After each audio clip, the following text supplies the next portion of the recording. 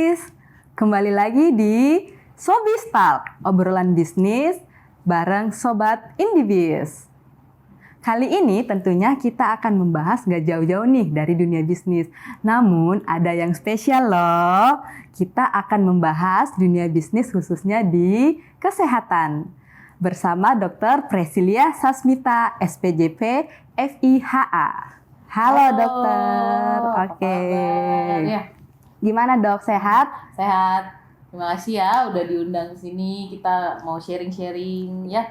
Iya, oke. Jadi dok, topik kita kali ini kan kebanyakan audiens kita ini para business owner nih. Oke. Jadi topik kita gimana sih caranya membangun bisnis yang hebat dengan pola hidup yang sehat seperti itu. Khususnya di jantung nih ya kan. Kebetulan dokter ini adalah spesialis jantung seperti itu.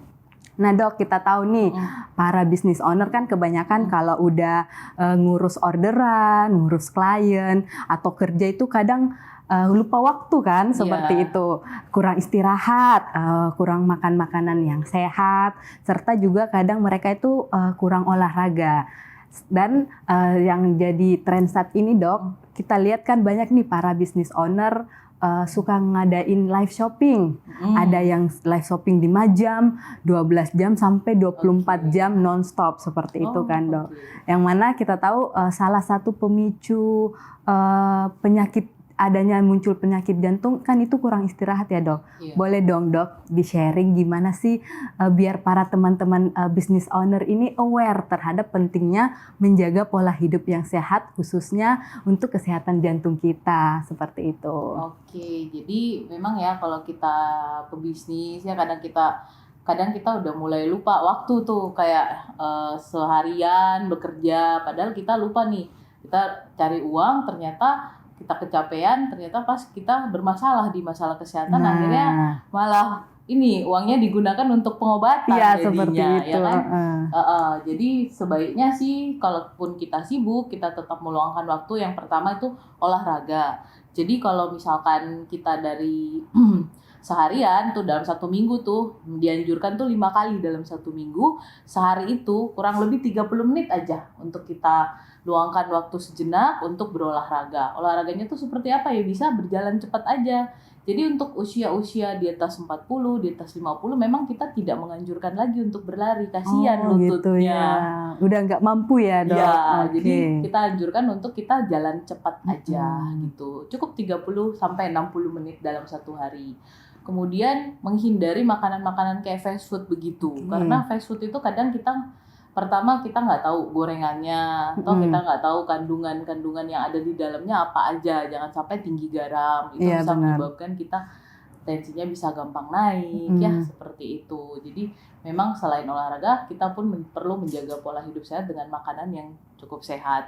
Terus pertanyaan berikutnya kan di sini kita Makassar kan biasanya paling banyak ya kayak contoh daging-dagingan gitu kan, palu basah ya, sumbernya daging lah. Pertanyaan yang paling sering tuh di poli tuh dok bisa nggak saya makan daging sih setelah saya kena jantung? Sebenarnya jawabannya bisa, cuman berapa banyak dan berapa sering. Kalau sering-sering dan jumlahnya banyak tentunya itu tidak sehat. Sekali-sekali dengan jumlah yang terbatas itu masih bisa. Tentunya semua yang berlebihan kurang bagus ya dok. Berlebihan itu kurang baik. Nah kalau olahraga sendiri deh dok, ada nggak sih waktu-waktu tertentu kita harus sebaiknya kapan nih kita harus olahraga biar kesehatan jantung kita itu baiknya kamu olahraga mungkin pagi hari, sore hari atau kapan nih dok baiknya seperti itu? Sebenarnya sih tidak ada waktu khusus ya, yang jelas dalam 1 hari itu 30 sampai 60 menit. Mau itu pagi, mau itu sore boleh aja sih sebenarnya. Nggak ada mempengaruhi hasilnya sebenarnya. Yang penting disempatkan waktunya 30 sampai 60 menit itu sudah cukup. Tapi bukannya olahraga misalnya nih cuman 1 kali dalam 1 minggu itu nggak bisa. Itu yang penting itu adalah repetisinya. Oke. Gitu. Ya. Berarti misal harus tiap hari biarpun durasi waktunya cepat, durasi waktunya 30 singkat menit gitu aja, ya. Oke.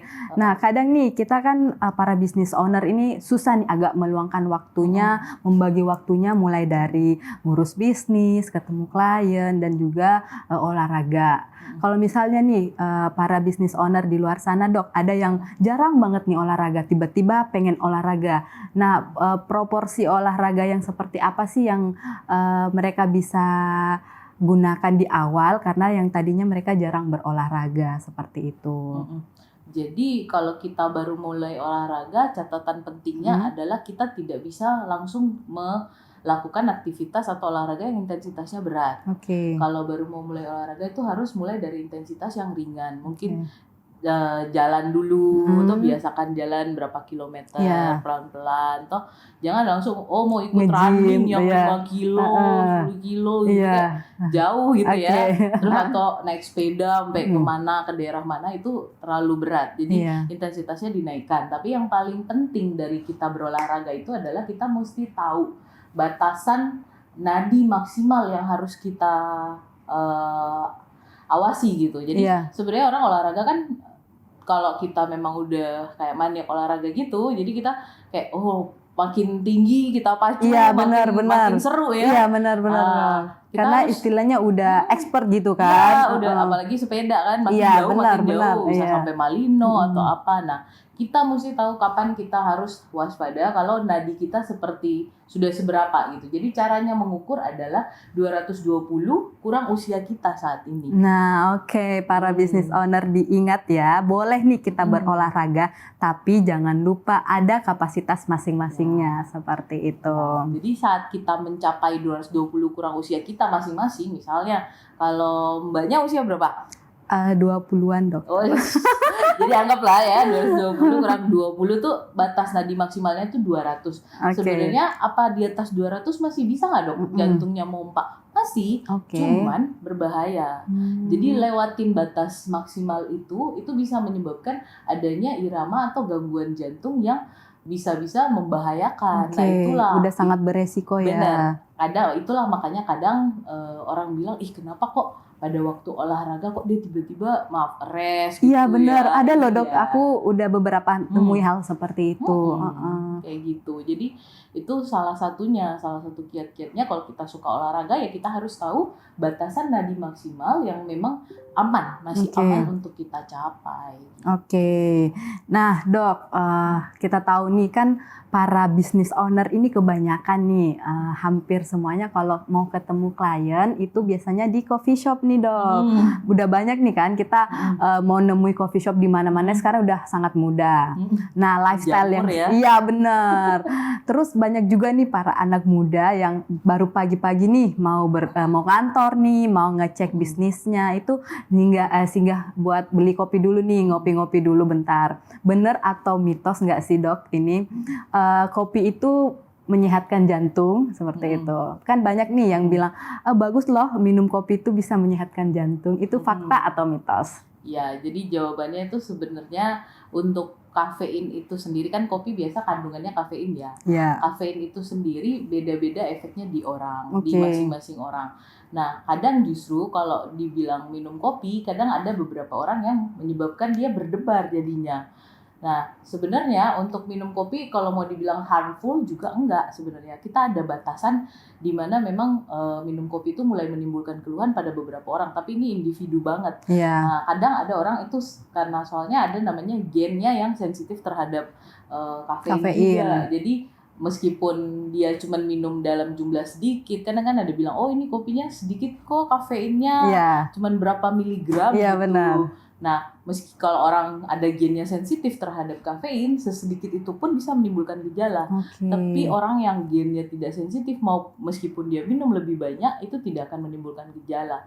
Sementara untuk dari sistem jantung sendiri, kafein itu bisa menyebabkan memang palpitasi, jadi berdebar seperti itu. Kalau untuk bagus untuk kesehatan jantung sih sepertinya per kasus ya, misalnya ada orang tua nih usia anggaplah sekitar 50-60 terus ada gangguan jantungnya pelan nih. Range normal tuh 60 sampai 100 tuh. Dia 50 mungkin. Nah, kadang 50 atau 40. Nah, kadang bisa kita anjurkan, oh ya kalau misalkan 40 kan namanya kita lemes ya. Iya benar. Ya itu bisa dianjurkan minum kopi. Oh, biar Biar naik. detak jantungnya normal gitu. Oke, Gitu. oke. Sangat Itu. menarik ya ternyata Iya. rupanya para business owner ingat tuh, boleh ngopi-ngopi tapi semua tetap ada batasnya. Seperti itu. Sebenarnya untuk batas atas sendiri yang maksudnya kan kadang orang bilang kafein tuh berbahaya banget, itu seperti tadi Iya. individu sekali. Tapi kalau yang sampai harmful sekali yang betul-betul berefek mau dia gennya sensitif ataupun tidak itu batasannya 10 gram sih. Oke, per hari nih besar dok? sekali, iya. Per hari? Iya, sedangkan Oke. pada kafein yang kita minum di kafe-kafe itu cuma hitungannya miligram sebenarnya. Iya, oke. Jadi enggak akan sampai berakibat letal gitu sampai maksudnya sampai langsung meninggal atau apa, enggak sih. Oke. Enggak sih, cuman karena batasannya besar. Besar, Sementara iya, yang iya. kita minum itu Oke. kecil-kecil, cuman tetap akan menyebabkan berdebar karena kafein itu. Teh juga loh. Oh gitu ya. Kalau teh dalam kandungan apanya nih dok? Teh juga ada kandungan namanya tanin. Nah, Iya. tanin itu punya efek sama dengan kafein. Oke. Jadi kadang-kadang teh itu efek berdebarnya juga ada. Ada. Tapi lebih ringan. Jadi kalau orang bilang, dok saya ini minum teh tiap hari tapi Iya. kan berdebar, ya udah kalau gitu jangan tiap hari, selang sehari. Dikurangi aja ya Iya. frekuensinya. Iya. Oke. Gitu. Nah dok, kalau misalkan nih kita nih kan bukan nggak menutup kemungkinan sih, faktanya nih kita kalau misalkan mau ngurus bisnis itu pasti pusing nih gimana sih caranya biar bisnis kita tetap settle nih di dunia yang bisnis yang kompetitif saat ini kan. Mesti kita tahu marketnya gimana, cara promosiin gimana, otomatis akan menimbulkan stres yang berlebih seperti itu. Apakah benar nih dok, stres itu bisa memicu timbulnya efek negatif di kesehatan jantung kita? Iya, sekarang kan apalagi di zaman-zaman dulu ya yang pas COVID ya, stres iya, itu benar meningkat banget sekali. Oke. Jadi kalau stres itu justru salah satu menurut saya ya pribadi, kalau faktor risiko penyakit jantung koroner itu sebenarnya banyak. Kita bagi dua bagian besar, satunya bisa kita modifikasi, satunya nggak bisa. Yang nggak bisa ya kayak misalnya usia kan nggak ada yang tambah iya, muda. benar. Turunan ya, turunan itu memang tidak mungkin kita bisa memilih ya. Iya. Jadi lahir di keluarga mana ya, apakah ada jantungnya atau tidak. Iya, benar. Yang ketiga itu yang masalah jenis kelamin, biasanya laki-laki itu lebih tinggi. Oh, lebih rentan ya dok? Karena rokok toh juga. Oh gitu. Nah yang kedua karena cewek itu kita masih ya cewek-cewek yang perempuan-perempuan yang belum menopause ya, itu pembuluh darahnya masih dilindungi oleh estrogen namanya. Oke. Nah stres itu masuk di faktor risiko yang sebenarnya bisa dimodifikasi, tapi menurut saya itu termasuk hal yang paling susah karena kalau mau kita bilang udahlah nggak usah dipikirin masalahnya, pasti tetap kepikiran nih dok. Jadi stres itu bisa mengeluarkan hormon yang akhirnya bisa menyebabkan pembuluh darah itu jadi menyempit, satu bisa menaikkan tekanan darah, bahkan di ulu hati aja bisa kayak langsung keluar tuh asam lambungnya. GERD ya dok katanya.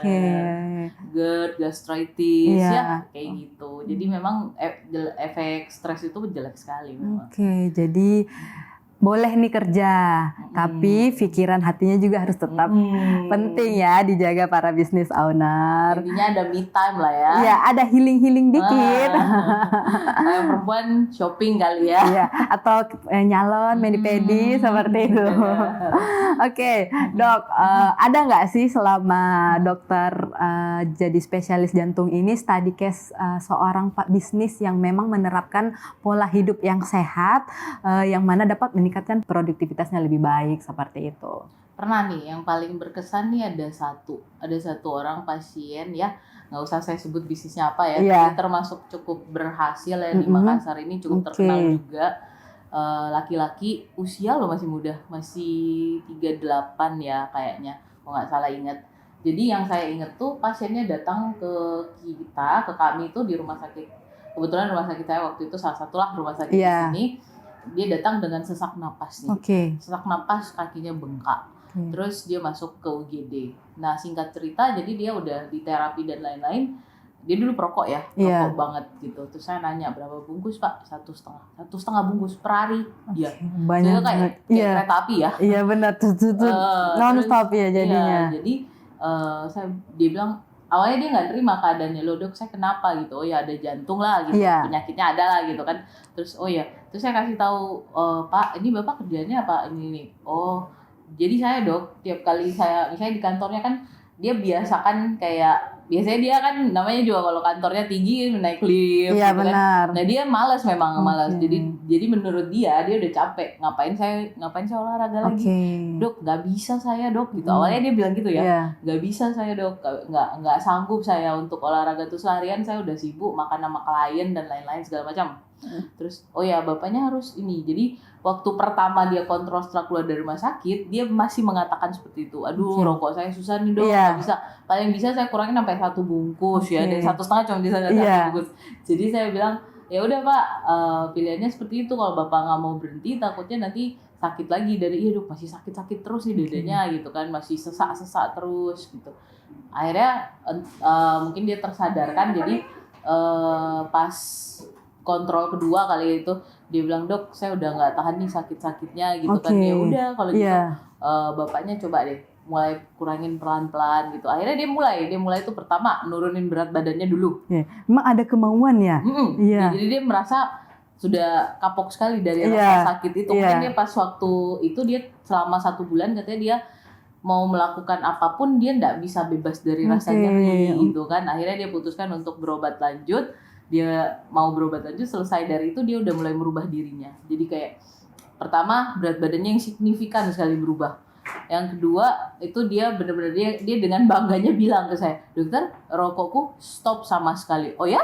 Kok bisa gitu? Wah super sekali. Saya juga agak takjub. Iya benar. Juga kirain bohong kan? Iya. Beneran Pak? Iya. Terus dok, udah enggak katanya dia gitu. Terus waktu itu dia ditemenin istrinya kan, istrinya bilang iya bapak udah enggak kok dok. Oh oke. Padahal kan kita tahu nih dok, para perokok itu agak sulit ya, benar. Benar. Soalnya kalau mau suruh berhenti merokok, kayak biasanya mereka jawabnya dok merokok mati, nggak merokok juga mati. Mati ya benar. Saya agak takjub ya pas berat badan turun oke lah, tapi dia berhenti merokok sama sekali itu yang luar biasa. Sejak saat itu dia mulai, terus dia bilang gini, dok saya udah biasain apa yang jadi pekerjaan di tempat kerja itu di tempat kerja udah saya stop sampai situ, sore saya pulang saya olahraga. Jadi kan memang kalau kita habis berobat jantung untuk kasusnya bapak ini tidak bisa langsung beraktivitas yang super berat gitu kan. Jadi dia mulai harus ada jeda jalan aja, jalan kompleksnya aja gitu. Awalnya dia masih baru ya mungkin 15 menit udah mulai sesak, tapi lama-lama dia udah bisa tuh kayak saya udah bisa dok, bukan cuman jalan cepat, saya udah bisa main badminton, terus naik tangga sampai lantai 3 nggak sesak dia. Itu luar biasa. Dan dia bilang tentunya itu mempengaruhi setiap aktivitasnya, jadi dia bisa melakukan lebih produktif kan jadinya, tanpa sesak, tanpa nyeri dada, jadinya dia lebih ini ya bisa fokus kerja di kerjaannya, bukan mikirin jantungnya. Iya benar. Jadi nggak ada keluhan lagi. Super sekali. Jadi ingat nih Sobis, jadi work life balance di pekerjaan serta kesehatan itu sangat penting ya kan. Kan jadinya kita tadinya capek, sakit-sakitan, otomatis akan mengganggu pekerjaannya kita, akan mengganggu bisnisnya, kelancaran bisnis kita, jadi nggak produktif seperti itu. Nah dok, ada nggak sih caranya atau perlukah kita itu memeriksa kesehatan jantung kita dalam beberapa waktu atau memang di periode waktu tertentu? Misal nih, kadang kalau misalnya kita habis melakukan aktivitas yang padat atau seperti itu, kadang aduh kok sakit nih dadanya atau apa. Apakah kita memeriksa jantung itu ketika kita memiliki gejala-gejala atau memang ada waktu-waktu yang memang kita harus memeriksakan jantung kita seperti itu? Baik, ini memang pertanyaan paling sering ya. Iya. Pasien ya. Kapan nih kita harus periksa? Periksa. Jadi kalau misalkan udah ada keluhan, itu sebaiknya kita melakukan pemeriksaan. Tapi keluhan seperti apa dulu kita harus lihat keluhannya. Jadi orang biasa bilang, pokoknya kalau sakit deh rasa tidak nyaman itu harus cepat periksa. Tapi pertama kita harus lihat dulu apakah memang keluhannya itu memang murni mengarah ke jantung. Nah, clue-nya adalah kalau misalkan memang nyeri dada yang murni dari jantung itu biasanya kita tuh nggak bisa nunjuk satu jari. Pokoknya rasa tidak nyaman aja. Daerah ini aja sakit aja kayak gitu ya. Dan biasanya mostly paling banyak tuh sebelah kiri atau di bagian tengah, bukan sebelah kanan. Makanya jantung kita di kiri. Jadi rasa-rasa tertekan, rasa tertindih, benda berat, ya seperti itu. Jadi nyeri dada yang kayak begitu yang bisa kita langsung pergi periksa. Oke. Nah, terus habis itu intensitas nyerinya bagaimana? Apakah makin lama makin sakit? Ataukah dipengaruhi dengan misalnya dengan batuk, dengan menarik napas? Iya. Nah, kalau dengan batuk, dengan menarik napas itu otomatis bukan dari jantungnya harusnya. Karena jantung terus berdetak meskipun kita berhenti maksudnya kayak kita tahan napas kan jantung kita tetap apa? Benar. Kadang kan aduh sakit di jantungku kenapa? Susah nafas kayak gitu kan. Jadi kadang dok rasanya nyerinya bertambah nih dengan aku narik napas. Nah, coba periksa paru-parunya kalau bertambah dengan tarik napas ya. Gitu. Nah, terus kalau misalnya nggak ada keluhan nih, kapan sebenarnya saya harus memeriksakan diri saya gitu. Nah, sebaiknya kita di atas usia 40 tahun, sebaiknya kita melakukan medical check up. Ya, medical check up kadang yang mau saya luruskan adalah kadang kalau kita, dok saya udah medical check up nih, jantung. Oh ya, periksa apa Bu? Periksa darah. Loh, katanya medical check up-nya jantung toh. Kalau periksa darah, iya sebaiknya EKG. Ya, kalau misalkan untuk darah itu mungkin sebagai pelengkap ya, seperti tadi saya bilang faktor risiko ada hipertensi, gula, ya itu salah satu faktor risiko penyakit jantung koroner. Jadi tapi kalau kita mau periksa jantungnya itu memang dari yang pertama itu memang kita EKG atau yang kedua bisa kombinasi dengan treadmill ya. Kecuali kalau misalnya ada batasan di kakinya, misalnya pernah jatuh, patah, pasang pen, itu yang memang harus diberitahukan. Tapi sebaiknya di atas usia 40 untuk lelaki itu melakukan pemeriksaan check up jantung setahun sekali. Setahun sekali. Tidak ada keluhan. Kalau untuk yang wanitanya dok? Kalau untuk wanita biasanya di atas 45 tahun atau kalau sudah menopause seperti tadi yang saya bilang ya. Kalau memang di sebelum-sebelumnya nggak ada tanda-tanda. Nggak ada keluhan sama sekali. Gitu.